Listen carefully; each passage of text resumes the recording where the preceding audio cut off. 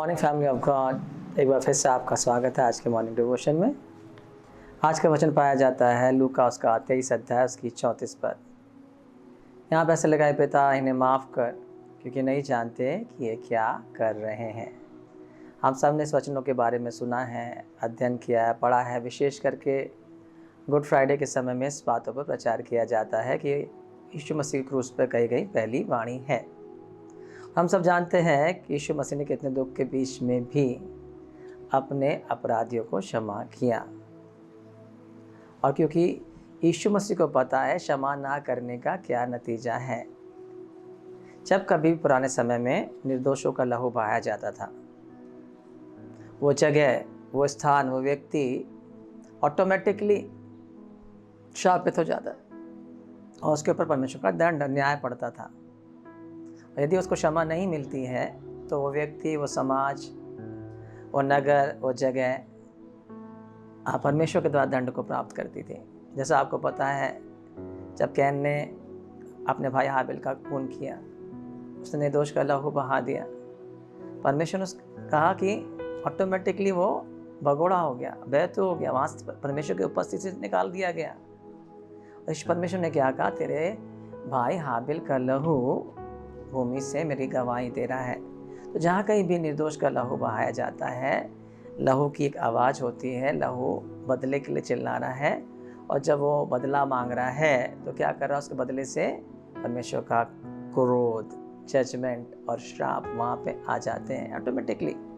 ना केवल कैन के जीवन में आप देख सकते हो, आप देख सकते हो इजबेल ने जब नाबोत की दाग की बारी को हड़पना चाहा कि उसका पति आहाब उस बारी को चाहता था और नाबोत उसको देना नहीं चाहता था, तो उसने क्या किया, उसने दोष को ज़बरदस्ती झूठा इल्ज़ाम लगाकर पथरवा करके मरवा डाला, उसको मार डाला गया। जब उसको मार डाला गया है तब उसने उस दाग की बारी को कब्जे में ले लिया, पर परमेश्वर वहाँ शुभ नहीं है। आपको पता है, वहाँ एलिया भविष्यवक्ता ने भविष्यवाणी करी, जिस जगह पर नाबोत का लहू पड़ा है उसी जगह पर कुत्ते क्या करेंगे, तेरा लहू भी चाटेंगे। ऑटोमेटिकली पनिशमेंट आ जा सकता है। तो परमेश्वर हमेशा निर्दोष के लहू बहाए जाने से अप्रसन्न होता है, क्रोधित होता है। चाहे वह दाऊद ने किया हो, जब ने उरिया की पत्नी, हित्ती उरिया की पत्नी को अपने पास रख लिया, बतशेबा को बुला लिया, और जब वो उरिया ने अपनी विश्वास योग्यता को, देशभक्ति को दिखाया है, तो उसने क्या किया है, सेना के सामने खड़ा करके उसको मरवा डाला, उसका मर्डर कर दिया। इसका उरिया का। तो परमेश्वर वहाँ भी प्रसन्न नहीं है, तुरंत ही उसका वो बच्चा खत्म हो जाता है। तो हमेशा जब भी आप देखेंगे पुराने समय में, जहाँ कहीं भी निर्दोष का लहू बहा गया, परमेश्वर उससे अप्रसन्न होता है, परमेश्वर का क्रोध, दंड वहाँ पर आता है। और इसी कारण से अभी जब यीशु मसीह का लहू बहाया जा रहा है, ऑटोमेटिकली इजरायली जाति श्रापित हो जाते, ऑटोमेटिकली इजरायलियों के ऊपर परमेश्वर का दंड पड़ना है, ऑटोमेटिकली उनके ऊपर न्याय चुकाया जाना है। और जब परमेश्वर के हाथ में, बाइबल कहती है जीवते परमेश्वर के हाथ में पड़ना भयंकर बात है। और परमेश्वर, यीशु मसीह इस बात को जानते हैं कि अपने आप को खुद ही वे श्रापित कर रहे हैं, खुद ही वे अपने ऊपर दंड को लेके आ रहे हैं। इसलिए यीशु मसीह ने क्या किया, उन्हें हृदय से क्षमा कर दिया और ये बताया कि ये नहीं जानते इनको क्या कर रहे हैं। उनको पता नहीं है कि महिमा का प्रभु कौन है, उनको पता नहीं उद्धार करता है, उनको पता नहीं परमेश्वर की योजना में है। वो अनजाने में ही परमेश्वर की योजनाओं को पूरा कर रहे हैं। और प्रभु यीशु मसीह ने उन्हें क्षमा किया, कि बाइबल कहती है जिनके अपराध तुम क्षमा करोगे वे क्षमा कर दिए जाएंगे, जिनके अपराध तुम रखोगे वे रखे जाएंगे। और परमेश्वर ने क्या किया है, हमारे अपराधों को क्षमा कर दिया है। आमीन। यीशु मसीह ने प्रार्थना करना सिखाया है। यीशु मसीह ने क्या प्रार्थना करना सिखाया अपने चेलों को, जैसे हम अपने अपराधियों को क्षमा करते हैं वैसे ही तुम हमारे अपराधों को क्षमा कर। हम हमेशा ये प्रार्थना करते हैं, हमेशा अपने मुंह से अंगीकार करते हैं, पर आपको पता आप कैसे अपराधियों को क्षमा करते हैं? क्या पूरे मन से क्षमा करते हैं?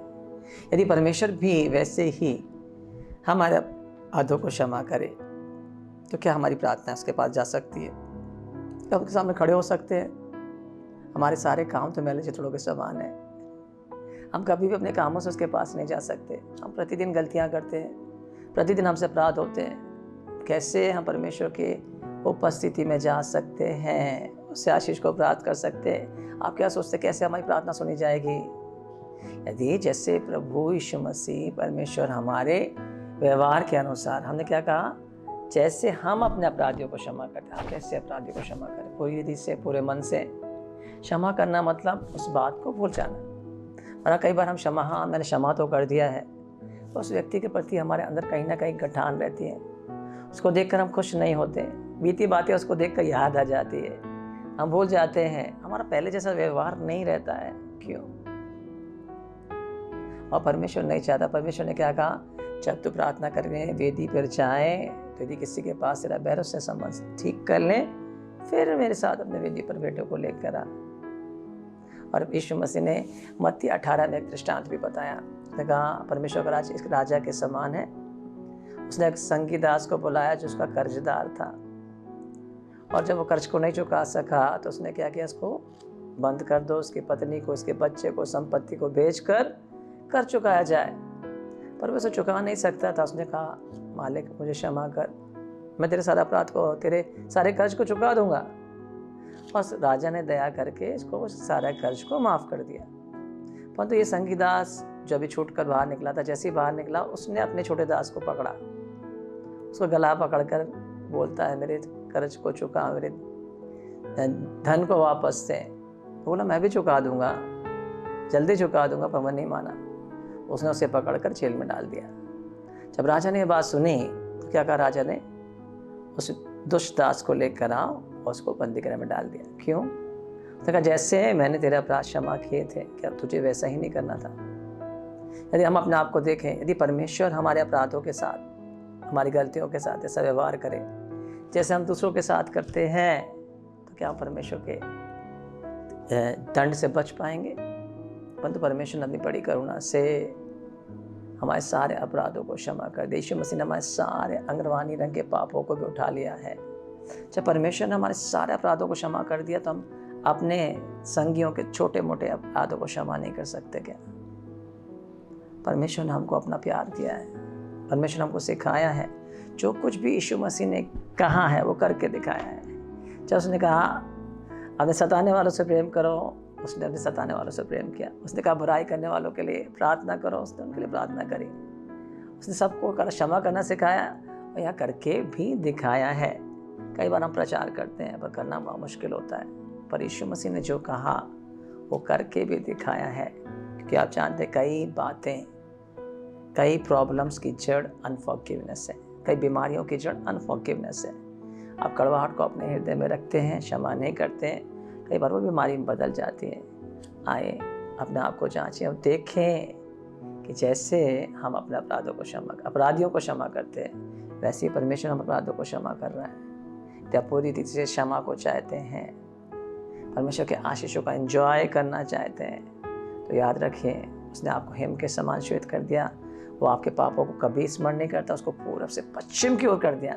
इवन आपको याद है, परमेश्वर को आपके अपराध याद नहीं है, कभी भी स्मरण नहीं करता। इसलिए आप भी किसी के भी गलतियों को स्मरण नहीं करें, उन्हें क्षमा करें और परमेश्वर के प्रेम से उनसे प्रेम करें, ताकि परमेश्वर की इच्छा जैसे स्वर्ग में पूरी होती है इस पृथ्वी में पूरी होने पाए। God bless you.